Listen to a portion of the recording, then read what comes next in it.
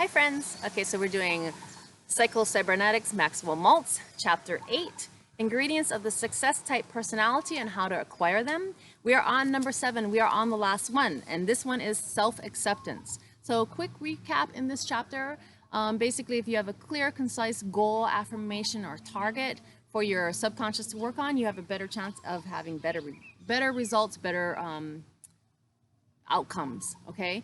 And if you have unclear goals, then you're going to get fuzzy, unclear results. So what he says is, okay, I'm going to give you 7 successful personality types, and you're going to work on these and get these into your repertoire. And he gave us some homework, some prescriptions, and this is the last one. This is self-acceptance. So he says, no real success or genuine happiness is possible until a person gains some degree of self-acceptance. Let's read that again. No real success or genuine happiness is possible until a person gains some degree of self-acceptance. So no one out there is going to fix this for you. No one is going to complete you. No one is going to do this for you. No one is going to hand this to you on a silver platter. You have to have your self-acceptance in check, and we all have to work on it. We all have to work on it. So let's work on it. Okay, here we go. Success, which comes from self-expression, often eludes those who strive to and strain to be somebody, and oftentimes almost of its own accord when a person becomes willing to relax and be himself. Okay, so basically that's when success comes, is when you be yourself, when you have self-expression and you are being yourself. Okay, changing your self-image does not mean changing yourself or improving yourself, but changing your own mental picture, your own estimation, your conception, your realization of that self. Okay, the amazing results which follow from developing an adequate and realistic self-image come about not as a result of self-transformation, but from self-realization and self-revelation. Okay, that's pretty huge. Yourself right now is what it has always been and all that it can ever be. You did not create it. So you are who you are. You cannot change it. You can, however, realize it and make the most of what already is by gaining a true mental picture of your actual self. There is no use in straining to be somebody. You are what you are now. You are somebody. Not because you made $1 million or drive the biggest car on your block or win at bridge, but because God created you in his own image. So this goes back to when you start treating other people good and seeing that they are created by God, and your self-esteem raises. And now we're on self-acceptance, and basically you need to accept yourself because you are perfect the way you are. You were created perfect. Most of us, and obviously we can all improve our personalities, but that's not what he's saying. He's saying you are perfect. You have everything in you. You're ready to go. So you just have to accept that. Most of us are better, wiser, stronger, more competent now than we realize. Creating a better self-image does not create new abilities, talents, powers. It realizes and utilizes them. Again, you have everything in you right now, and you just have to realize it. Okay, realize it and utilize it. We can change our personalities, but not our basic self. Personality is a tool. It is an outlet, a focal point of the self that we use in dealing with the outside world. It is the sum total of our habits, our attitudes, our learned skills, which we use as a method of expressing ourselves. Okay, so that's your personality. You can change that. You can improve your personality because your personality is your habits, your attitudes, your learned skills, and how you express yourself, the methods that you express yourself with. So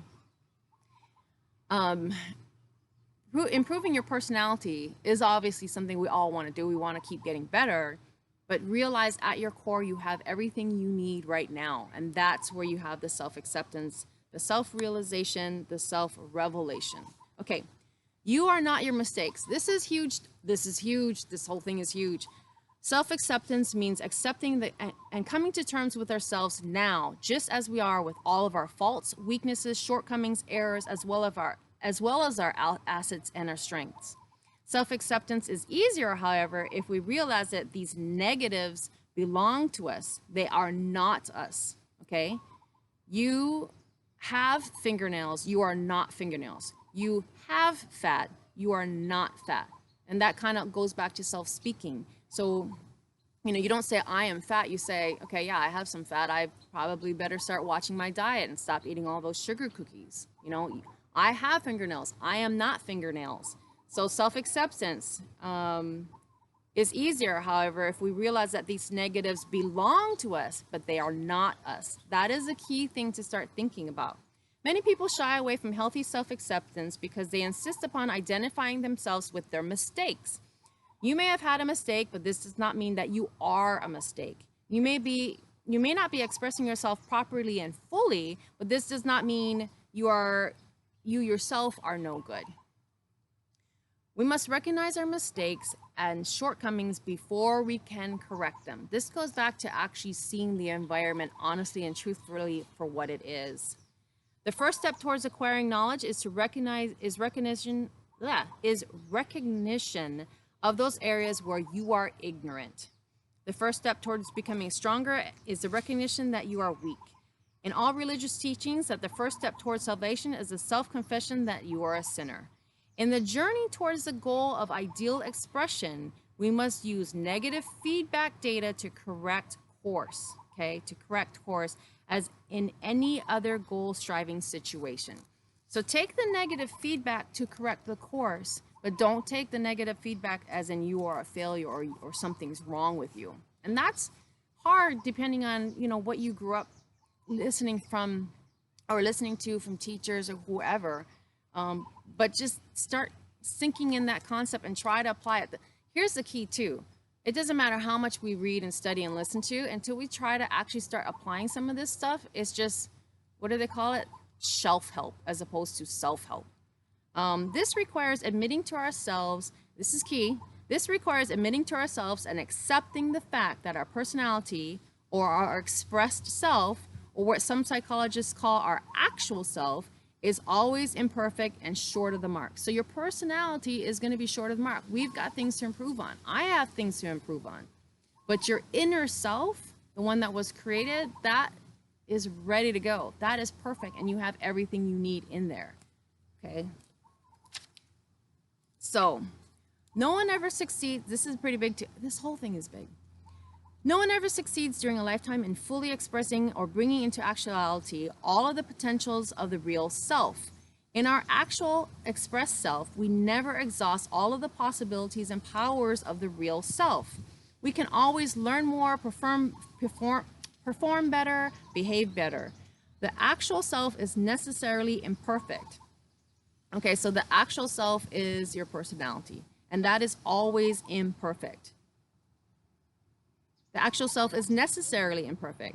Throughout life, it is always moving towards an ideal goal, but never arriving.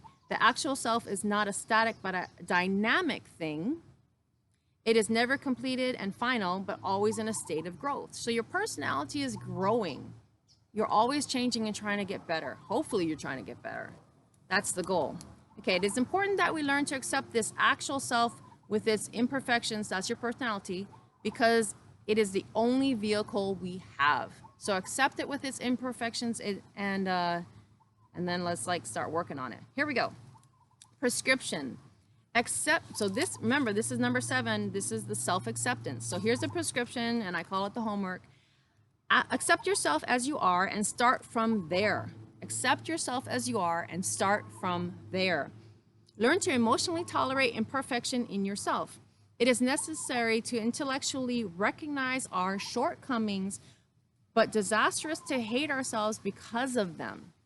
So recognize where your shortcomings are, and once you have the facts, then we can start working on something to fix them or to improve them. Differentiate between yourself and your behavior. You are not ruined or worthless because you made a mistake or got off course any more than a typewriter is worthless, which makes an error, or a violin which sounds a sour note. Don't hate, huge. Don't hate yourself because you are not perfect. You have lots of company. No one else is either. And those who try to pretend they are kidding themselves, okay? So, and this is, we're going to wrap up the whole chapter. This is it. You are somebody now. Many people hate and reject themselves because they feel and experience perfectly natural biological desires. Others reject themselves because they do not conform to the current fashion or standards for the physical proportions. And basically, they're talking about women that wanted to change their busts. And it's like, this has been going on since the 1920s. It's probably been going on forever. But anyway, this seeking for identity, this desire for selfhood, this urge to be somebody is universal, but we make a mistake when we seek it in conformity. So we don't want to be like everybody else. Don't do that. That's when you make a mistake, when we seek it in conformity, in the approval of other people or in material things. Don't do that. It is a gift of God and you are, period. Okay, so your identity, your actual self, the higher self inside, it's perfect already. We just got to accept it, and then you're going to find out you have everything you need. Many people say to themselves, because I am skinny, fat, short, too tall, etc., I am nothing. We pick out things about our personality or our physical or things we've done, and we like say, because of that, I'm not good enough. And say to yourself instead, I may not be perfect. This is huge. This is the good self-speak that we have to be doing. Say to yourself instead, I may not be perfect. I may have faults and weaknesses. I might have gotten off the track and I may have a long way to go, but I am something and I will make the most of that something. Okay? Accept yourself, be yourself. You cannot realize the potentialities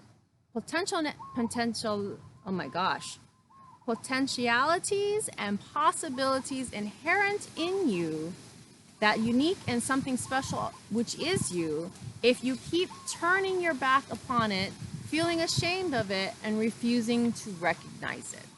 So that's how he closes this chapter. He's like, accept yourself, be yourself, and you can't recognize your potentiality and possibilities inherent in you that are unique and special to you if you keep turning your back upon it, feeling ashamed of it, and refusing to recognize it.